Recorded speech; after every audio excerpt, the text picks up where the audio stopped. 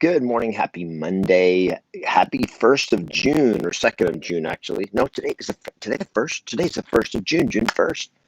Happy June 1st, everybody. We are into the 6th month of 2020. You got to make some choices right now. And what is happening in the United States right now is unbelievable to me. Now, is it unbelievable? No, it's believable, but it's just shocking. And today I want to talk about the choices that you have, the choices that you have to make, whether you think you're a part of this or not. You're a part of it, and you're going to be affected by it. So we've had coronavirus, and the coronavirus took everything to a screeching halt. So coronavirus caused the economy to shut down, which caused unemployment to skyrocket. Government stimulus tries to prop everything back up. You have more unemployment. You have loss of income. You have fear. You have people getting sick. And so everything contracts. Everything contracts. You've got double-digit % of Americans not making house payments, not making rent payments. You got business after business after business going out of business, filing bankruptcy. All this kind of stuff is happening. And then you have a cop murder somebody in Minneapolis. And that just set off shall we say, good morning, everybody. By the way, welcome to today's Kevin at 7. It is Monday morning, Kevin at 7. Today I'm going to talk about your choices that you're going to make right now in your life. And it's not about coronavirus. It's not about the riots or the protests or any of that kind of stuff. It's not about George Floyd's murder. It's not about any of that. You have to make choices. And so what we don't understand is that things outside of us, around us, they influence us, even if they don't directly affect you. Now, we're directly affected because we're in Los Angeles County, and so we were directly affected by curfew. It's just as a simple example. Now, is that really affecting us? No, we weren't attacked. We were not ever in any personal danger or anything like that, but we're still affected by it. And so last night, I'm sitting at my dining room table, and I'm just watching the news because I'm like, this is scary, and I want to know what's up. But I also realized last night after I quit watching it, and then this morning when I got up, I'm like, wait a second, this could consume my mind. How many of you have been, can I see some thumbs up if you guys have been kind of like got consumed by what's going on? And I can't stop watching the newscast and I don't watch TV, but we do it on YouTube or on the internet, and I'm watching I'm looking in Los Angeles, Santa Monica. I mean, they're trashing Santa Monica last night. We used to live one block from Santa Monica in West LA. And I'm like, this is nuts. This is crazy. This is unbelievable what is going on. These are stores I've been in, places we've shopped, places we've eaten, and it's crazy. And Santa Monica is an upscale area. I mean, this is not like a bad area. It's great neighborhoods, great area. The Grove in Los Angeles, some of your nicest areas in LA, were being basically attacked. So here's the deal. It's easy to get sucked into the chaos. So here are the 3 choices you got to make. Okay. And this is not, again, it's not about any one thing that's going on. It's just when you take all this into effect, it's Monday. It's June the 1st. What are you going to do this week? And you have 3 choices. Number 1, you can choose to be a spectator. Okay. What I was doing last night was I was a spectator. I was sitting at my dining room table watching. That's it. I was a spectator. Okay. Now, what impact does a spectator have on the planet, on civilization, in people's lives? Answer: virtually none. That's a spectator. Now, if you want to watch the news a little bit, I'm fine with that. I'm not opposed to that. I just think it can suck you in, and then I'm opposed to that because now you become addicted to So you stop spectating and you become a spectator. It becomes who you are, it becomes how you live. So you spend your life now not doing anything, not accomplishing anything, not making anything happen. You spend your life watching other people make shit happen. So if you're sitting on the couch watching Netflix and you're watching Netflix 8 hours a week, you're a spectator in life. It is affecting the way your brain works. That you are not doing stuff. You are watching other people do stuff. That's a spectator. When you're sitting on your butt in the couch, you, my friend, are a spectator. Can I see some thumbs up, some thumbs down, some anger faces, something? You guys understand what I'm saying here? That is the number one choice. The majority of Americans, the majority of any will be spectators their whole life. They will see stuff happen and they'll just watch and they'll accept it. And another type of a spectator is the critic. A critic is just a spectator who thinks they have something to say about what they're watching. They don't do crap, but they spectate and then they criticize the people who are the players, the people who are doing stuff. Whether they're the people that are doing stuff are good or bad, they're now critiquing the players. Okay, so these are the spectators that sit in the stands and heckle the players. That's your number one choice. You can be a spectator. And as a spectator, you can be a silent spectator or you can be a critic, but you're still a spectator. The second choice that you have is to be a victim, to be a victim. And what you are seeing right now are uh, is a move toward victimhood in America. Now, I'm not talking about this week. You've seen it, but it didn't start this week. Victim mentality. Victim mentality means something happened to me that was wrong, and it's not my fault, and it's somebody else's responsibility to fix it. Okay? Now, a person can be a victim in a crime, or they can be a victim. Like George Floyd, when he was murdered, he was a victim. Okay? He was a victim, and he had no choice. But after you are victimized, you have a choice. Are you going to remain in the identity and take on the identity and the role of being now a perpetual victim? Or are you going to step up and say, I was victimized. I was a victim, but I'm not going to live in the identity of I am a victim and therefore everybody owes me. We live in a civilization, and there have been studies done on this, sociological studies, cultural studies done on what happens when a civilization, when a culture moves from an identity to another. And throughout history, you start with a warrior culture. Almost um, every civilization ever created starts out as a warrior culture. And what that means is the individuals own their life, their destiny, and they are willing to fight for what they believe. Okay, but that's how civilizations are established. Okay, and then once civilizations are established in that, then here's what a warrior culture represents: individual responsibility. Okay, individual responsibility, not death and mayhem. That's not a warrior culture. Death and mayhem is a chaotic culture. That's a culture of anarchy. It is a culture of personal responsibility, where you look back at the beginning of civilizations, how nations were built. It was always a culture where the individuals were like, nobody's going to come save us. We have to take care of ourselves. We're going to protect ourselves, and we're going to establish justice, freedom, and they built a civilization. They did not tear a civilization down, they built a civilization. Okay. Then next, you move into a period of prosperity. Once a nation is established, you move into a period of prosperity.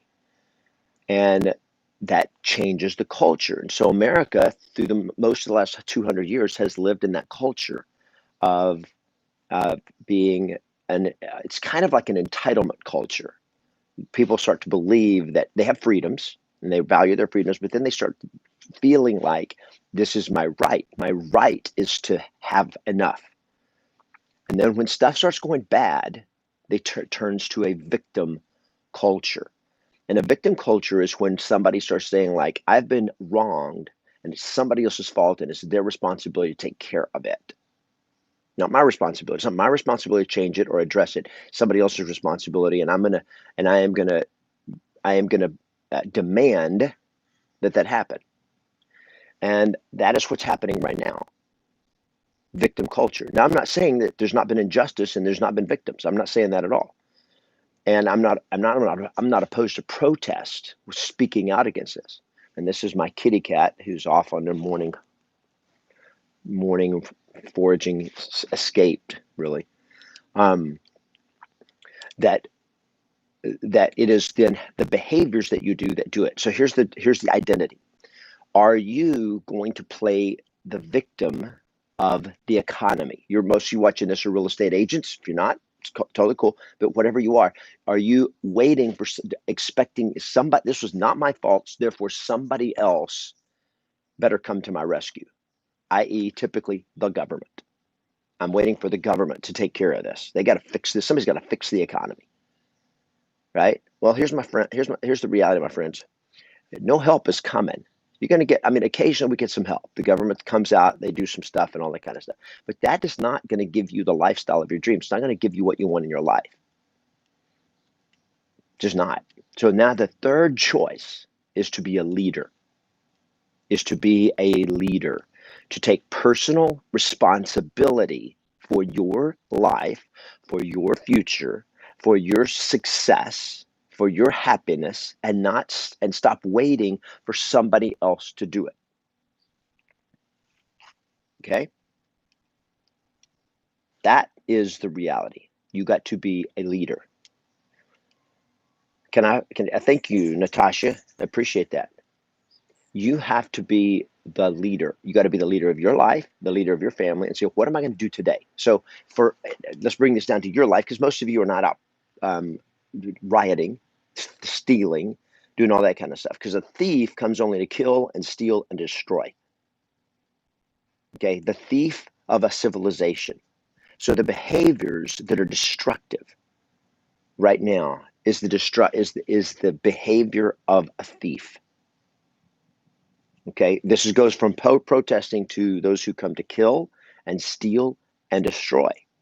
Now, you don't respond to somebody who's there to kill, i.e., that cop and the cops that stood around and did nothing. They were thieves. They were thieves of George Floyd's life. They were murderers, in my opinion. He's innocent. They're innocent till proven guilty, but we've seen the video. I've only seen a little part of it because I couldn't watch it. But that is the identity of a thief. They come to kill, steal, and destroy. But you don't solve that problem by becoming a thief to kill and steal and destroy. That is a victim mindset. So now you got to lead. Leadership is taking personal responsibility and doing something to build and make things better. Can I see some thumbs up on this? Leadership.